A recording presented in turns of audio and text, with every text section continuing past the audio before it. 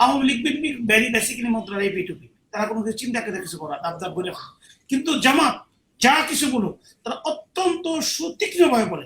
আজকে যে আমাদের এমপিরা পিতার পরিচয় দিতে পারলো না, নিজেকে একটা জানোজ হিসাবে উপস্থাপন করলো জাতির কাছে, এটা কিন্তু তাদের পরিকল্পিত। এটা কিন্তু কোনো অপরিকল্পিত না, কারণ জামাত যাকে মেম্বার অফ পার্লামেন্ট ইলেকশন দেয় তাকে অ্যাটলিস্ট 20 বছর অবজার্ভ করে, তারপরে তার বিভিন্ন ফিল্ড, এবং জামাতই একমাত্র দল যে শেখ হাসিনা পালানোর সাথে সাথে ওনারা ডিটারমাইন করে বলছে কোন আসন থেকে কাকে তারা নমিনেট করবে।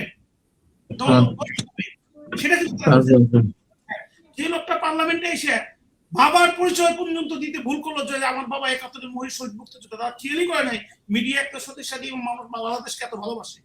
এই কারণে তারা আজকে সমস্ত জাতির কাছে বাধ্য হয়েছে নির্লজ্জভাবে স্বীকার করতে আমি ভুল করেছি। একটা এমপি ভুল করে, একটা এমপি মুক্তিযুদ্ধের পরিচয় ভুল করে। এখন সম্মানের কথায় আসে, আপনি যে কারণে ধর্মের এত ব্যাখ্যা দিলাম, আমি যদি আমার সৃষ্টিকর্তার পাশাপাশি অথবা তার প্রতিদ্বন্দ্বী হিসাবে কাউকে সাজাই, সেরকম এটা কোনো ক্ষমা নাই। আমার যত চাওয়া পাওয়া, আমার এবার আমি তাকে হাজির নাজির করবো, নিরাকারে করব।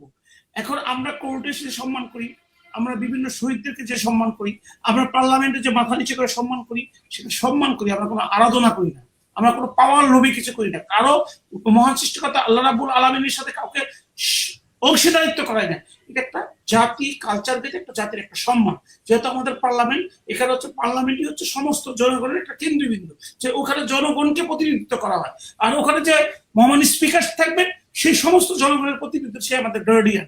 সে পার্লামেন্টে মাথা নিচু করে গেলে আল্লাহর কি ক্ষতি হলো? এটা জাস্ট মানুষকে আরো আপনার এই ধর্মের ভয় দেখিয়ে তারা এইটাকে স্বার্থ সিদ্ধ করে। আপনি যেখানে বলতেছেন যে মাথা নিচে করে যাওয়া যাবে না, ধর্মের অবমাননা হয়, সেখানে দাঁড়িয়ে আপনি মিথ্যা কথা বলছেন ওনার পর, সেখানে কি ধর্মের অবমাননা হয় না? হয় কি হয় না? এটা জাতি তো আজকে কোশ্চেন করছে।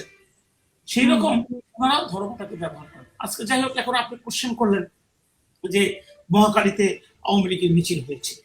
আমি এই ব্যাপারে খুব বেশি কিছু বলতে চাই না, কিন্তু যেটুকু না বললেই চলে না। কারণ 18-24 ইলেকশন তো আমি করেছি, 3টে ইলেকশন করলাম, এই ইলেকশনের কথা আবার নাই বা বললাম। জনগণ তাদের সুষ্ঠু ভোট দিতে পারে না। শেখ হাসিনা যদি পালিয়ে গেছে, যদি আমি বলি আমি হাবিব ভাইয়ের সাথে কথা বলতে পারি, এই জনগণের জন্য পালিয়ে যায় নাই, ওই নূর হোসেন আত্মার জন্য পালিয়ে গেছে। কারণ নূর হোসেন আওয়ামী লীগ ছাত্রলীগ করতো, যুবলীগের লোক ছিল, যে পৃথিবীতে ফার্স্ট স্বৈরাচার নিপাত যাক গণতন্ত্র মুক্তিভাগ, যে দলের একটা কর্মী এই স্লোগান বুকে লেখে বুলেটের সামনে যে জীবন দিতে পারে, সেই দল ক্ষমতায় যাওয়ার পরে যদি জনগণের অধিকারের সাথে বেইমানি করে, জনগণের অধিকার দিতে না যায়, মহান সৃষ্টিকর্তা আল্লাহ রাব্বুল আলামিনের অশেষ রহমত ওই নূর হোসেনের আত্মা শক্তি হিসাবে আরসিবিতে তারা পালিয়ে যেতে বাধ্য হয়েছে। কারণ বিএনপি একটা রাজনৈতিক দল, একদম গ্রাম পর্যন্ত তাদের কর্মীবৃন্দ আছে এবং তারা এটাকে বিশ্বাস করে।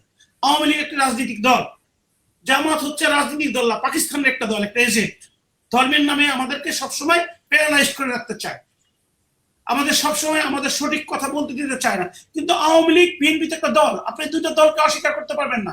আমি বারংবারই বলছি, এবং ডক্টর ইউনূস সাহেবের ইন্টারিম গভর্নমেন্ট বলছে যে আপনি এই যে এখন পানি, নদীর পানি প্রবাহিত হবে, আপনি বাদ দিয়ে কি করবেন? বাদ দিয়ে কি পানি বদ্ধ করতে পারবেন? বাদ দিয়ে নদীর প্রবাহকে আরেক দিকে আপনি গতিটা পরিবর্তন করে দিতে হবে, কিন্তু পানি কিন্তু প্রবাহিত হবে। এখন বাংলাদেশের লোক আইদার আওয়ামী লীগ করে না বিএনপি করে।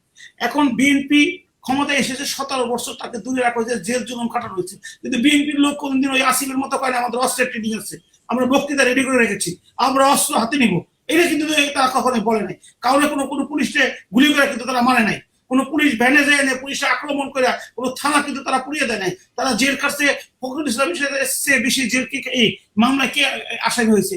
এই যে আমাদের বড় ভাই হাবিবুর রহমান সাহেব, উনি তো জেল থেকে বেরিয়েছে ইন্টারিম গভর্নমেন্টের আমলে, কোর্ট থেকে ওনারা কোর্টে কন্টেম করে জেলে পাঠিয়ে দেওয়া হয়েছে।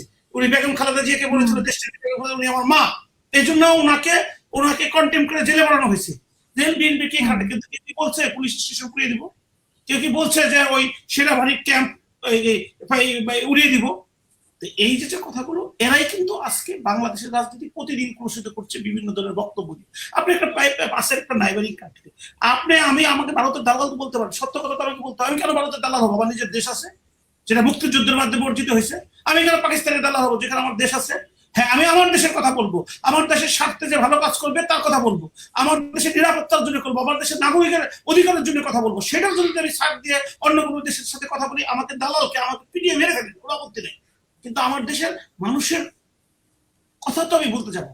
এখন এই যে দলটা, এই যে এরা যে আপনার কথা বলতেছে, যে কথাটা বললাম যে আজকে আপনার মহাখালীতে মিছিল হয়েছে, আপনি আওয়ামী লীগ করেছেন এই আইনটা, কিন্তু এই সন্ত্রাস দমন আইন আমার ভাই আরো ভালো বলেছে, 2009 কিন্তু সন্ত্রাস দমন আইন এই আওয়ামী লীগই করেছে, আজকে তার আইনের শিক্ষক পড়ে পড়েছে। এখন কিন্তু সময়ের পরিক্রমায় বলা যায় যে আওয়ামী লীগ নিষিদ্ধ হলো, আইন সঠিক ছিল। কেন আইন সঠিক ছিল? কারণ যখন ইন্টারিম গভর্নমেন্ট ওই আজকে দাঁড়িয়ালা সেনাপ্রধান সাহেব যখন আসলেন, তখন কিন্তু আজকে যদি নিষিদ্ধ করার কথা করলে আমার জেল খাটতে হয়, তাহলে উনি প্রথমেই জামাত ইসলামের আমিরকে ডাকলেন কেন? মামুনুল হককে কেন ডাকলেন?